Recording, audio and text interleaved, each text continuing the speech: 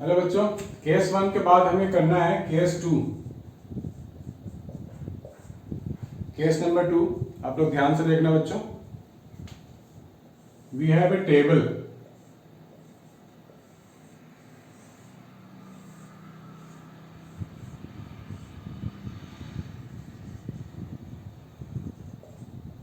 एक टेबल है।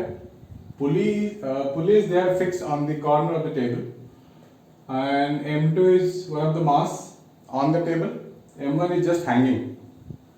We have to find acceleration of m1 and m2 and tension in the string. तो क्या करना है बच्चों, ध्यान से देखना। पहले इसके मैं फ्री बॉडी डायग्राम ड्रॉ करूंगा। ये m2 वाला मास है, तो tension T along the string, pull the body. This is contact force and this is weight of the body. और ये m1 है, स्ट्रिंग ऊपर तो टेंशन T ऊपर, and this is your m1g। ठीक है बच्चों, तो ये मास अगर नीचे आएगा तो ये राइट की तरफ जाएगा। Means one mass is coming down and one mass is moving towards right. तो ये जो मास है नीचे आ रहा है, तो नीचे जो डायरेक्शन लेंगे पॉजिटिव, तो ऑब्वियसली ऊपर वाला नेगेटिव हो जाएगा। ये राइट की तरफ जा रहा है, तो राइट वाला विल बी पॉजिटिव, लेफ्ट वाला will be negative.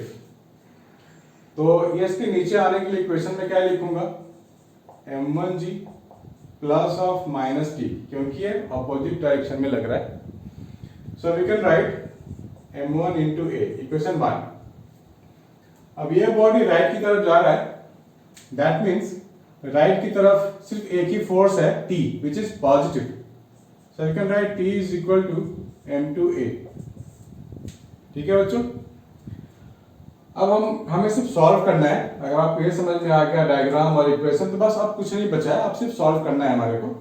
Add this 1 and 2, तो माइनस टी प्लस टी तो गया, इधर बचेगा m1g, इधर आ जाएगा m1 प्लस m2,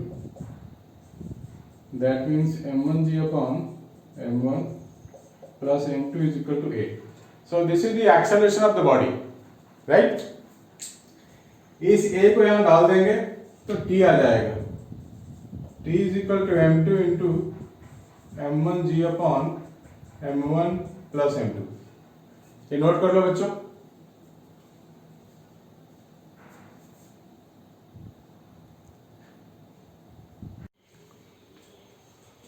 हाँ बच्चों, this is the case 3rd of laws of motion.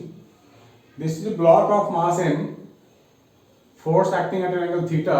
We have to find acceleration.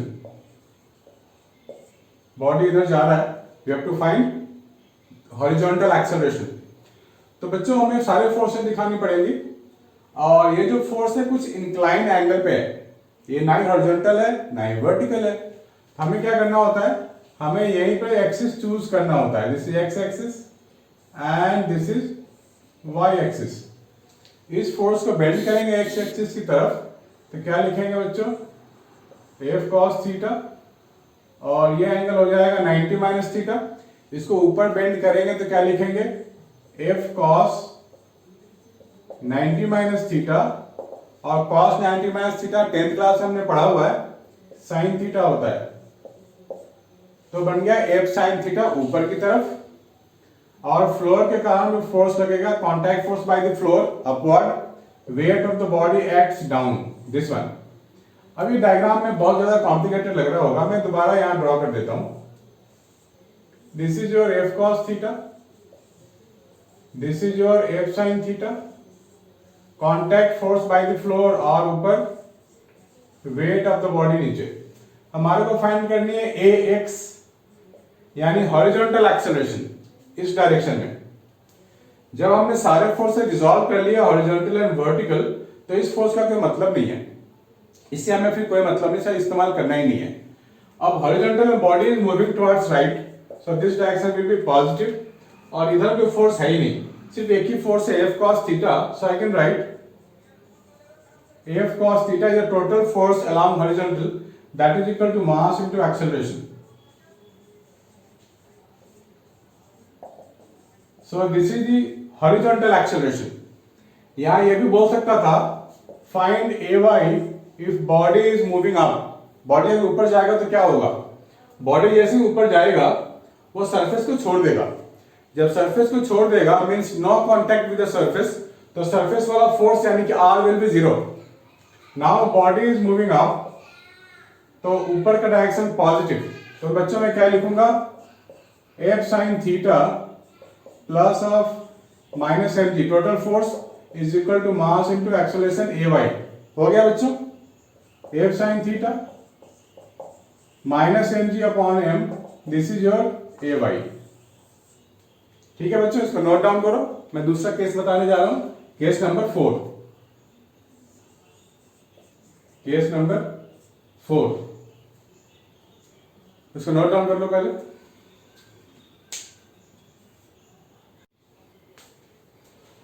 बच्चों this is case number 4। This is a diagram given, two masses with 3 strings, 1 2 3 strings. तो tension find करनी है हमारे को 3 strings में। इस system में ध्यान से देखना बच्चों, ये पॉइंट फिक्स है दोनों, मीन्स ये मास कहीं मूव नहीं कर सकता। इस केस में नो एक्सेलरेशन। तो सबसे पहले हमें फ्री बॉडी डायग्राम पे ध्यान देना है, कैसे कैसे ड्रॉ कर सकते हैं। तो पहले अगर मैं मास m1 की बात करूं तो इसके पास टेंशन T1 ऐसे दिखाना पड़ेगा। मान लेते हैं टेंशन T1 इधर है, मान लेते हैं कि इधर T2 है, और मान लो कि ये T3 है। और m1 की बात कर रहे हैं ना, तो इसका कुछ वेट भी तो होगा, m1g एक्टिंग डाउन, और T3 इसके लिए ऊपर, और m2g डाउन। ये सारे फोर्सेस हमने दिखा दिए, राइट? सारे फोर्सेस हमने दिखा दिए। अब देख लो, इस सारे वेक्टर्स के टेल यहां मीट कर रहे हैं ना, यहां 2 वेक्टर है, 3 वेक्टर, 4 वेक्टर। तो यहां पे हम ले लेते हैं origin, this is X axis and this is Y axis. अब ये थीटा था हमारे पास, तो ऑफ कोर्स ये भी थीटा होगा, इधर ये अल्फा था तो ये भी अल्फा होगा। इस T2 का बेंड कर दो हॉरिजॉन्टल, तो बच्चे ये क्या मिल जाएगा, T2 cos अल्फा, और ये हो जाएगा T2 sin alpha. Similarly T1 को बेंड करो इधर, this is T1 cos theta and this is T1 sin theta. अब ये बॉडी इक्विलिब्रियम में कहीं नहीं मूव कर पा रहा है, that means total force upward must be equal to total force downward. So we can say T2 sin alpha plus T1 sin theta is equal to T3 plus m1g। 2 vector ऊपर, ये 2 vector नीचे, right? ये हमने लिख लिया equation. Equilibrium के लिए upward force और डाउनवर्ड फोर्स इक्वल हो जाए तो बॉडी कैन नॉट मूव। अब जब इसकी बात करेंगे तो we can write T3 is equal to m2g, this one. और हॉरिजॉन्टल फोर्स भी इक्वल होने चाहिए। हॉरिजॉन्टल में क्या है, T1 cos थीटा, लेफ्ट वाला force is equal to right वाला फोर्स, क्योंकि बॉडी लेफ्ट राइट में मूव नहीं कर सकता। T1 cos theta is equal to T2 cos alpha. यहां पे 3 वेरिएबल है, T1 T2 एंड T3, और 3 इक्वेशन भी आ गया। Now it is easy to solve. T3 मेरे को पता है m2g है, यहां डाल दो m2g, तो मुझे मिल जाएगा T2 sin alpha plus T1 sin theta is equal to m2g, right? अब इन दोनों को सॉल्व करना है, तो यहां से T1 की वैल्यू क्या लिखूंगा मैं, T2 cos alpha upon cos theta. इसको मैं T2 की जगह डालने वाला हूं, सॉरी T1 की जगह डालने वाला हूं। T2 sin alpha plus T1 को मैं रिप्लेस करने वाला हूं, T2 sin theta cos alpha upon cos theta, this is equal to g into m1 plus m2। तो T2 कॉमन ले लो और इसको सिंप्लीफाई कर लो, तो मुझे मिल गया आंसर।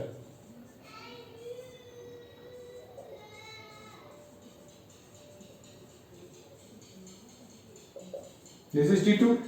अब इस T2 को मैं यहां डाल दूंगा तो T1 आ जाएगा, है ना बच्चों? इसको नोट डाउन करो, एक काफी इंपॉर्टेंट कंसेप्ट है।